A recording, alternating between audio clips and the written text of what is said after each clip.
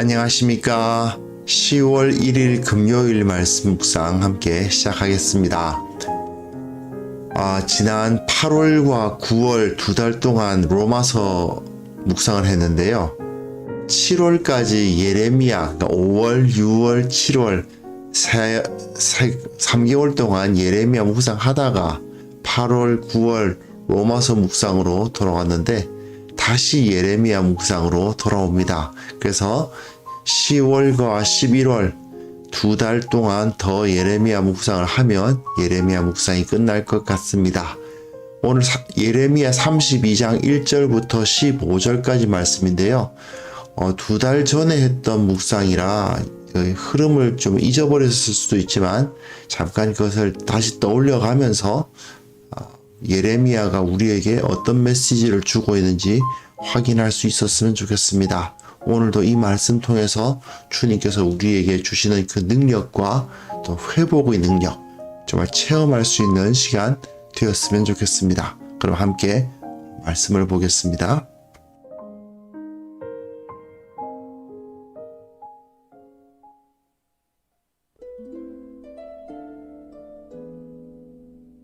유다의 시드기야 왕 10째 해, 곧 느부갓네살 18째 해에 여호와의 말씀이 예레미야에게 임하니라.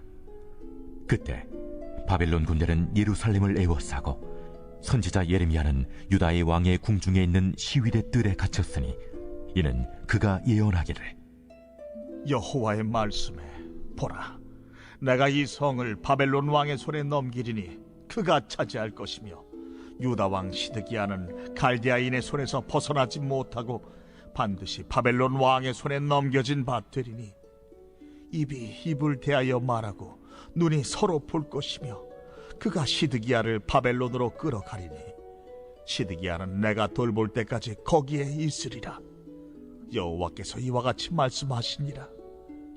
너희가 갈대아인과 싸울지라도 승리하지 못하리라 하셨다 하였더니 유다 왕 시드기야가 이르되 내가 어찌하여 이같이 예언하였느냐 하고 그를 가두었음이었더라.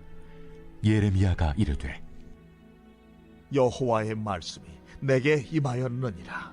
이르시기를 보라, 내 숙부 살룸의 아들 하나멜이 내게 와서 말하기를 너는 아나돗에 있는 내 밭을 사라.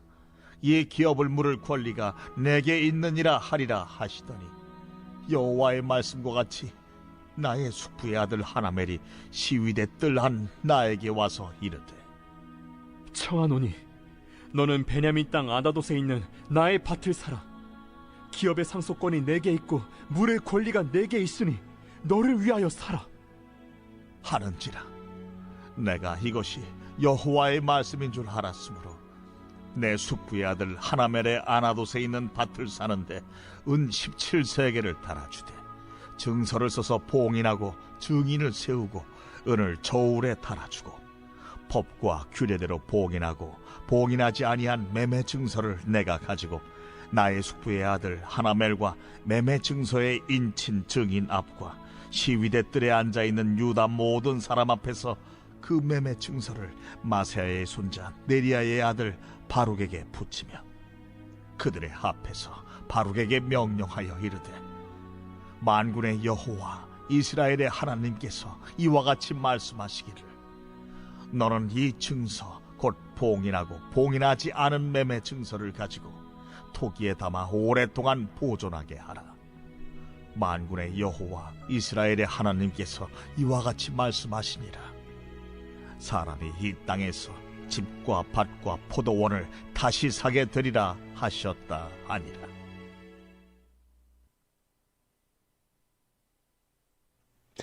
네, 지금 예레미야 우리가 32장 읽고 있는데요. 예레미야가 어떻게 흘러왔는지에 대해서 한번 생각을 해보셨으면 좋겠습니다. 1장부터 15장까지가 일부라고 할 수 있고요. 그러니까 이렇게 간단하게 정말 정리하면 여기서는 하나님께서 심판이 정해졌다. 너희들은 더 이상 어떻게 유지될 수가 없다는 것은 하나님의 진노가 선포되고 있는 거죠. 예. 그러니까 1장부터 25장까지는 하나님의 진노가 선포되고, 그리고 26장부터 29장까지는 참 선지자인 예레미야와 그것에 대해서 반대하는 그 거짓 선지자를 따르는 그 왕과 통치자들의 모습을 볼 수가 있어요.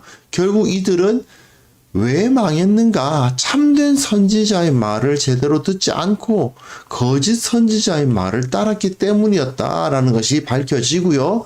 그러나 하나님께서는 그들을 구원해 주실 것이다. 왜? 오히려 하나님께서는 이 참된 선지자인 예레미야의 말에 의해서 유다를, 예루살렘을 망하게 하실 겁니다.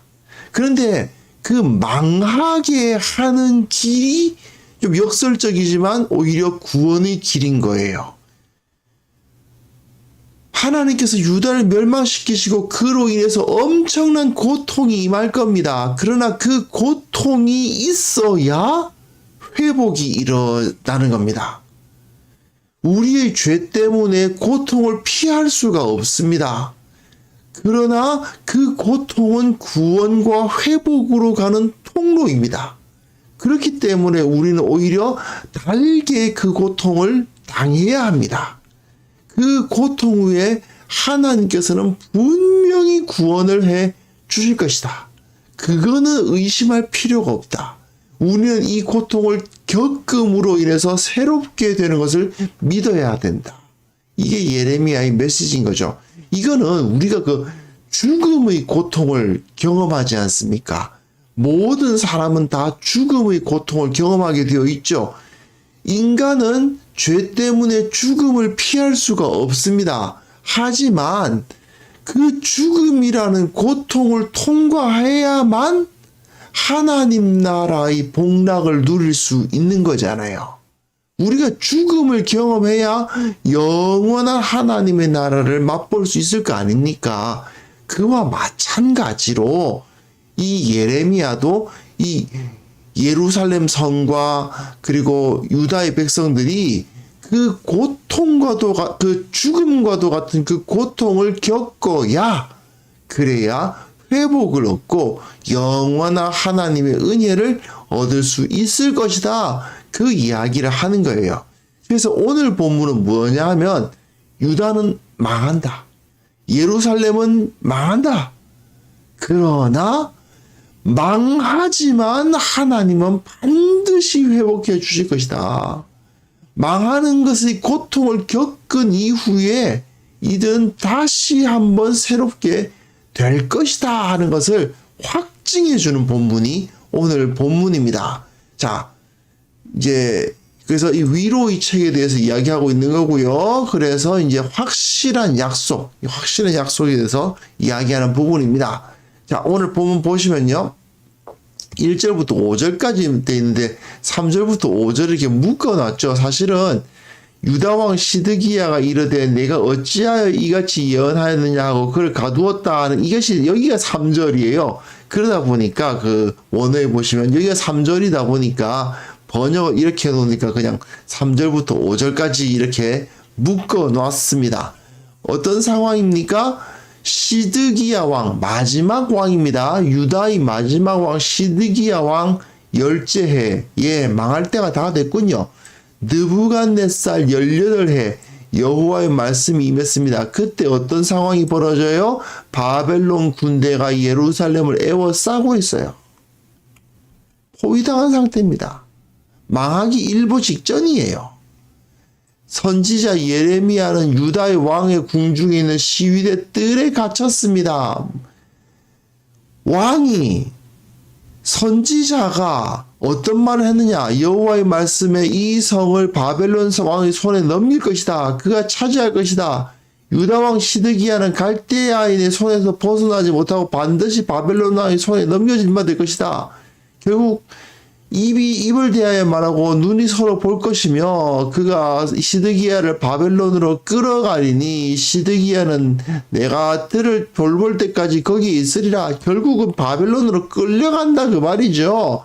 그 메시지를 전하니까 갈대아닌과 싸울지라도 승리 못한다.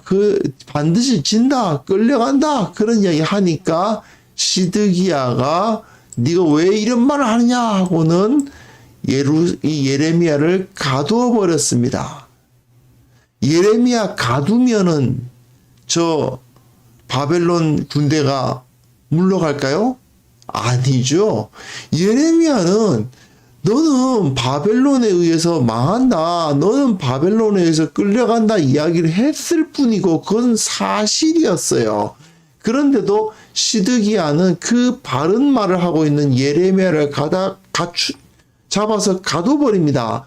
그리고 실제로 예레미야가 한 말대로 돼요. 바벨론이 쳐들어와서 바벨론이 그 예루살렘을 에워싸버렸습니다. 망하기 일보 직전입니다. 곧 망하겠지요.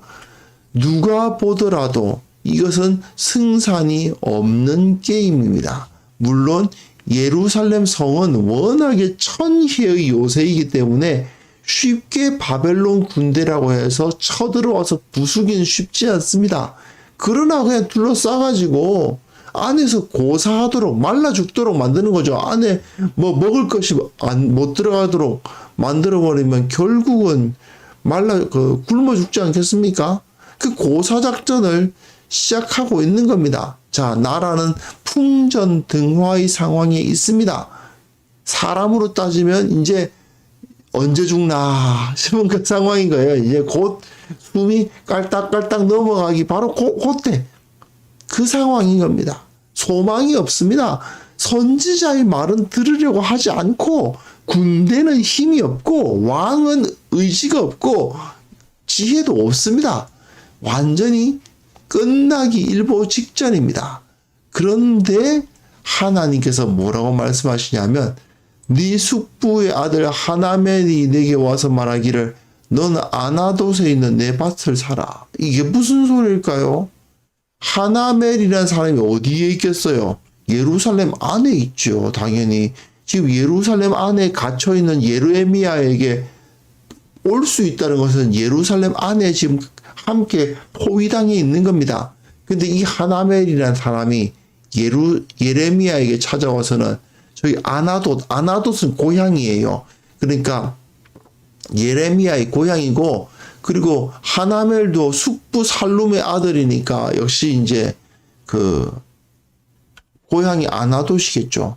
뭐라고 말하냐면 아나돗에 있는 내 밭을 사라는 겁니다. 지금 예레미야가 어디 있다고요? 예루살렘에 있다고요. 예루살렘은 바벨론에게 포위당했어요. 망할 거예요. 근데 밭을 사라고요? 이게 무슨 소리겠어요? 이 하나멜이라는 자가 정말 어처구니 없는 얘기를 하고 있는 겁니다. 공격을 당해서 망하면 각자 그 안에 있었던 사람들은 각자 자기 살 길을 찾아야 되지 않겠습니까? 끌려갈 수도 있고 바벨론으로 끌려갈 수도 있고 자기가 어떤 일을 당하게 될지 모르는데 그래도 자기 생명을 유지하려니까 아나돗에 있는 밭이 무슨 소용이 있어요. 그죠? 지금 내 수중에 현금이 있어야 되는 거죠. 그러니까 지금 예레미야가 아나돗에 밭이 있어봤자 뭐합니까? 소용없어요. 근데 그걸 사라는 겁니다. 현금으로 바꿔달라는 겁니다. 너 돈 있지? 나한테 내가 저 있는 밭 너 줄 테니까 나 돈 주라. 이러고 있는 겁니다. 이게 안 되죠. 그 밭의 가치는 지금 얼마겠습니까? 0이죠, 0. 나라가 망하는데 바벨론이 그 땅 다 차지해 버릴 텐데 그건 무슨 가치가 있습니까? 이거 완전히 제로입니다. 지금 뭐 우리나라에서 저 북한의 땅 문서 북한에서 내려오신 분들이 아직도 북한의 그 땅 문서 그 보관하고 계신 분들 계시다고는 뭐 말도 하지만 사실 그 땅 문서를 가지고 뭐 나중에 통일되면 그 땅 문서가 의미가 있을까요? 사실 그렇죠. 별 큰 의미는 없을 겁니다. 마찬가지죠. 나라가 망하는데 땅이 무슨 소용이 있습니까? 아무 소용 없어요. 근데 이 하나멜이라는 자가 그 땅 넣어줄 테니까 현금으로 바꿔달라는 겁니다. 참, 진짜 뻔뻔스럽고, 진짜 이 어처구니 없는 이런 사람도 있습니다. 이제, 사촌인데, 이런 말도 합니다. 그런데 놀랍게도 예레미야는 그 밭을 17세계를 달아줘서 삽니다. 증서를 써서 봉인하고 증인을 세우고 은을 저울에 달아주고 법과 규례대로 봉인하고 봉인하지 않은 매매 증서를 내게 가지고 하나매가 매매 증서에 인친 증인하고 공증을 서는 거예요. 지금 시위대들이 앉아있는 유다 모든 사람 앞에서 그 매매 증서를 마세야의 손자 네리의 아들 바룩에게 붙여줍니다. 바룩에게 그 증서를 맡기면서 자, 내가 이 하나멜의 땅을 샀다라는 것을 거기 주위에 있는 사람들, 자기가 지금 갇혀 있는데, 우리식으로 말하면 감옥에 갇혀 있어요. 감옥에 갇혀 있는데 그 간수들이랑 그 주위에 자기 보는 사람들에게 증인 세워가지고 내가 이 하나멜의 아나돗에 있는 그 밭을 샀다라는 것을 공증해가지고 증서 써가지고 도장 찍어가지고 했다는 겁니다. 도대체 무슨 짓일까요? 이거 아무 의미 없지 않습니까? 그런데도 자기가 갖고 있었던 그 은 17세계를 하나멜에게 줍니다. 지금 전쟁에서 이 나라가 망하고 성이 무너지고 어떻게 될지 모르는데 그때 수중에 현금 갖고 있는 사람이 제일 좋은 겁니다. 지금 예레미야의 입장에서도 어떻습니까? 이 돈 내가 갖고 있는 게 나중에 어떤 일이 벌어질지 모르는데 그래도 좀 현금을 갖고 있어야 좀 나름대로 뭔가 대처할 수 있을 거 아닙니까? 혹시 위험할 때 뇌물을 갖다 바칠 때 저기 아나돗에 내 땅이 있는데 그 땅을 드립니다. 이 무슨 소용이 있어요? 누가 그걸 받아요? 그렇죠. 은이나 금이나 이런 뇌물이라도 바칠 수 있으려면 또 어디 또 진짜 바벨론에 끌려가게 되면 바벨론 사람들도 은과 금은 당연히 좋아하겠죠. 그러니까 거기서 어떻게든 살아남고 거기서 생활을 하려면 은이나 금을 갖고 있어야지 땅 문서가 무슨 소용입니까? 그럼에도 불구하고 예레미야는 그걸 삽니다. 왜 그럴까요? 이렇게 말하는 겁니다. 하나님께서 이렇게 말씀하셨기 때문에 이와 같이 말씀하시기를 너는 이 증서 곧 봉인하고 봉인하지 않은 매매 증서를 가지고 토기에 담아 오랫동안 보존하게 하라. 뭐라고요? 만군의 여호와 이스라엘의 하나님께서 이와 같이 말씀하시니라. 사람이 이 땅에서 집과 밭과 포도원을 다시 사게 되리라. 이 땅 문서 의미 있게 될 거라는 겁니다. 이 땅 문서 예레미야가 물론 그 땅을 경작해서 거기서 무슨 소출을 내지는 못하겠지만 예레미야의 후손들이 이 땅 문서를 가지고 그 땅을 소유하게 될 거다 그 말입니다. 이 땅이 회복될 것이다. 이 땅이 하나님의 나라로 다시 서게 될 거라는 거죠. 이 땅에서 사람들이 집과 밭과 포도원을 다시 사게 될 거고 이 땅을 사는 것이 바보짓이 아니라는 사실이 드러나게 될 것이다. 그 이야기를 여기서 실제로 그 17세겔이라는 돈을 주고 지금 당장 보기에는 잔존같이 영인 그 땅을 사는 행위를 실천함을 통해서 하나님께서 반드시 이 땅을 회복해 주실 거다라는 이야기를 지금 선포하고 있는 거죠. 자, 지금까지 예레미야는요, 물론 2달 전까지 우리가 묵상하다 보니까 잊으신 분도 계시겠지만, 사실 예레미야는 절망을 선포하는 선지자처럼 보였을 것입니다. 하지만 실제로는 그 예루살렘에 사는 그 사람들 중에서, 그 선지자들 중에서는 거의 유일하게 진짜 소망, 희망을 바라보는 사람이었다고 할 수 있습니다. 이것이야말로 하나님의 백성, 그리스도인들이 가져야 할 모습인 거죠. 우리 그리스도인들은 철저하게 절망을 이야기합니다.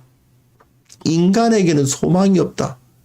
인간의 죄성은 극복될 수 없다. 인간의 죽음을 극복할 수는 없으며 인간이 아무리 노력한다 하더라도 진정한 좋은 사회, 사람들이 행복한 세상, 평화와 사랑이 넘치는 세상을 만들 수는 없는 것이다. 인간은 안 된다. 이게 그리스도인들의 말이에요. 우리 힘으로 이 세상이 잘 될 수 있을 것 같으냐?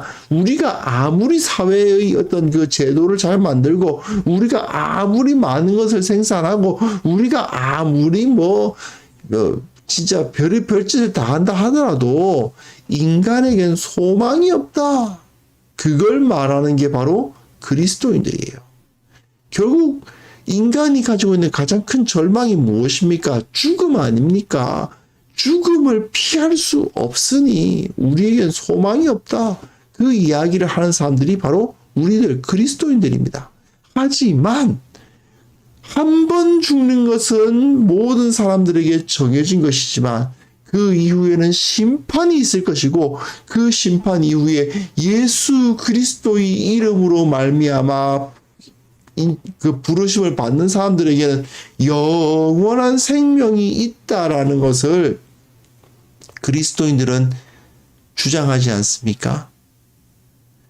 죽음의 절망 그 안에 영원한 하나님 나라가 있을 것이다. 우리는 철저하게 무너지겠지만 결국은 우리의 생명은 끝나게 되겠지만 그러나 그 죽음을 통과하면 그 죽음의 고통이 끝나면 우리들에게는 영원한 복락이 있을 것이다. 그렇기 때문에 우리는 절망을 이야기하는 것 같지만 희망을 품는 사람들, 그게 바로 그리스도인들의 모습인 거죠. 인간의 능력으로 철저히 불신하지만 그러나 그 인간들이 하나님의 능력에 의해서 진정한 복락을 누리게 될 것을 바라보는 사람들. 이게 바로 우리 그리스도인들의 모습이라는 것을 이 시간 확인할 수 있었으면 좋겠습니다.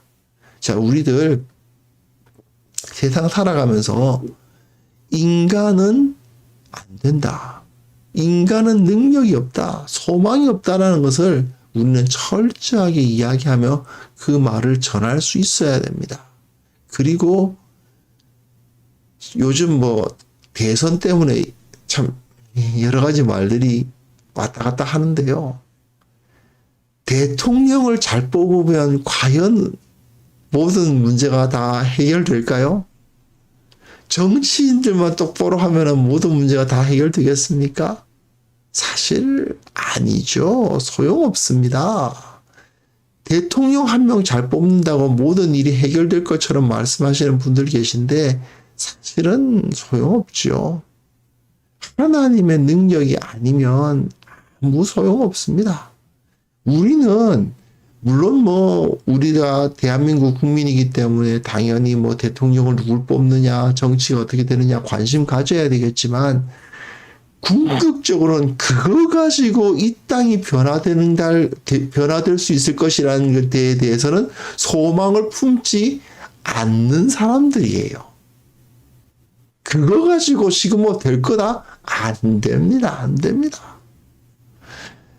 오직 우리는 예수 그리스도 하나님의 능력, 그것이 우리를 새롭게 한다는 것을 믿는 사람들입니다. 그리고 아무리 힘들고 어려운 일을 당해도 그 힘들고 어려운 일 이후에는 예수 그리스도 우리 주님의 능력으로 회복될 것이다. 그 소망을 품는 사람들이 바로 우리들 그리스도인들이라는 것을 다시 한번 확인할 수 있었으면 좋겠습니다. 이 시간 우리가 함께 기도하실 때에 오직 하나님의 능력, 복음의 능력이 사람을 살게 한다는 사실을 믿게 하시고 그 믿음으로 세상에 참된 소망을 선포하는 우리 모두가 되게 하여 주옵소서. 함께 기도하는 시간 갖겠습니다.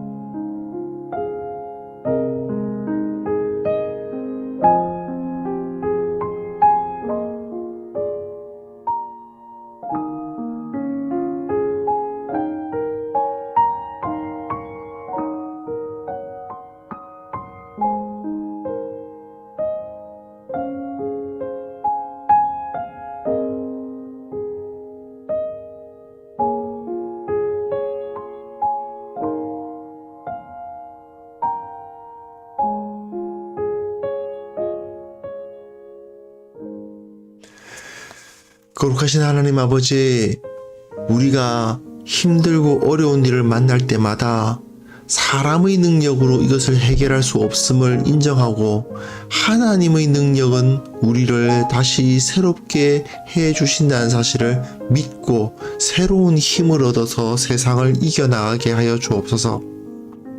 나를 통해서 낙담한 사람들이 위로를 얻게 하여 주시고, 나를 통해서 하나님을 알게 하시고, 나를 통해서 하나님의 능력과 그 소망을 알게 되는 역사가 우리의 삶을 통해서 일어나게 하여 주시옵소서.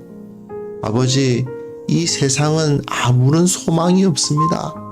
하나님의 능력이 아니고서는 우리에게는 아무 소망이 없다는 것을 우리가 철저히 깨닫게 도와주시고, 이 세상의 어리석은 자들, 악한 자들을 따라가지 않도록 도와주시고, 오직 예수 그리스도 우리 주님을 본받아 다른 사람들에게 참된 삶, 진정한 가치 있는 삶이 무엇인지를 가르치는 우리 모두가 되게 하여 주시옵소서. 혹시라도 우리들 가운데 힘들고 어려운 자들이 있습니까? 그 힘들고 어려운 과정을 끝내면 주님께서 더 큰 은혜, 더 큰 회복을 허락해 주실 것이라는 소망으로 오늘 새 힘을 얻고 일어서는 자들이 되게 하여 주옵소서.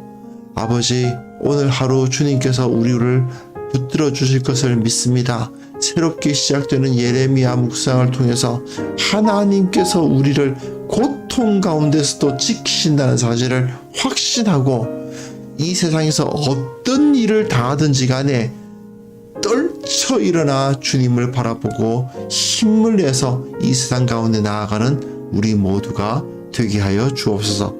오늘 주님께서 우리와 함께 하여 주실 것을 믿사옵고, 주님께서 우리의 힘이 되어 주실 것을 소망하오며 예수 그리스도의 이름으로 기도합니다. 아멘.